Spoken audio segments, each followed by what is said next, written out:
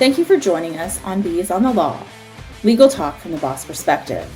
This podcast is for informational purposes only and is not intended to provide legal advice and is not meant to create an attorney-client relationship. Also remember, laws change and differ from state to state, so this is not a substitute for seeking legal advice in your jurisdiction on the current law applicable to you.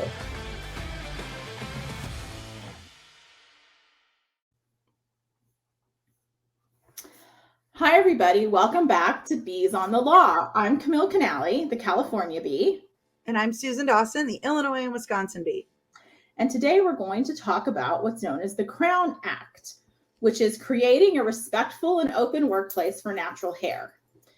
This is a law that has been in effect for several years in California, and it is essentially expanded anti-discrimination acts to include natural hairstyles. And in California, and I believe in most places that have passed this type of legislation, it is inclusive of traits associated with race, including protected hairstyles, which in California has been defined to include braids, locks, and twists of the hair. So in other words, you can't discriminate against anyone for wearing a hair that is natural to their culture. And I know, Susan, I think they recently passed this in Illinois, but I have no idea what the status is in Wisconsin of this. Right. Well, as is classic. So Illinois is the newest state to have passed this, and it went into effect in January 1st. So I believe there's something around 18 states, last I checked, that have passed this legislation, with Illinois being the most recent. And yes, that's the very, very similar here in Illinois. Just like you described it, it is expanding the definition of race to include hairstyles and similar such a type of the twists and the cornrows and braids and the types of things that you talked about is now included in the discrimination or race classification. So that's Illinois. Then there's Wisconsin, which is almost always very different from Illinois. But Wisconsin has been talking about this for a number of years. It hasn't gotten passed there yet, but it does have some momentum, and they are still talking about it. So it is entirely possible that will be coming to Wisconsin soon. There's also the federal status that's going on, right? So what many people might not know is, yes, it's here in Illinois or there in California, might also be in a municipal level, you might not have it in the state, but you might have it at the county or the city level. But there is a federal push for this as well. And of course, if it becomes federal law, then it will apply across the nation. It is still a bit in limbo. It has not officially been approved, though President Biden has indicated that if it was approved, he would, in fact, sign it. But right now, where we're at, there is that I believe it's passed the House, but it still has not passed the Senate. So it still could happen, but right now it's been a bit of a standstill since early 2020. Right, and I know one of the things... Sorry, not 2020, 2022. Oh, sorry. I didn't mean to interrupt you. No.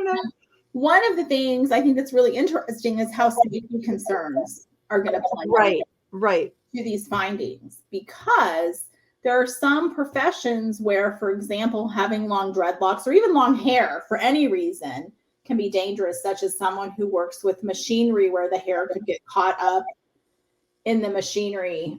So there may be it's going to be very interesting to see how the case law handles it, which is often how things get resolved in California is through lawsuits. For example, another profession I can see where there could potentially be issues with wearing, long hair or hair that sticks out is a policeman or somebody whose hair could actually be grabbed, during a pursuit or something like that, and cause, issues for their safety, which obviously I would hate to see someone injured because their hair is pulled. But I think this is something that may likely have to be work down in the court system, because somebody will always say that it was discriminatory that you made me pull my hair back or put it up or, put it in a hat or whatever. So it's going to be interesting to see how that plays out. Right. Yeah. It will be interesting to watch. I don't know which way that will go. I think many states will have a different take on whether or not there should be an exception for safety or a legitimate business purpose. Right. Some may have carve outs and others may not. So as with all things, when it comes to the law, it takes a long time to work these ways through the system. Right. And right now there's not a carve out in California. So I think it's going to be interesting to see how this develops. I suspect we'll start seeing the first cases in the next year or two. Right. Well, we'll keep an eye on it and see how it goes. All right, everybody. Thank you so much for joining us on this episode of Bees on the Law.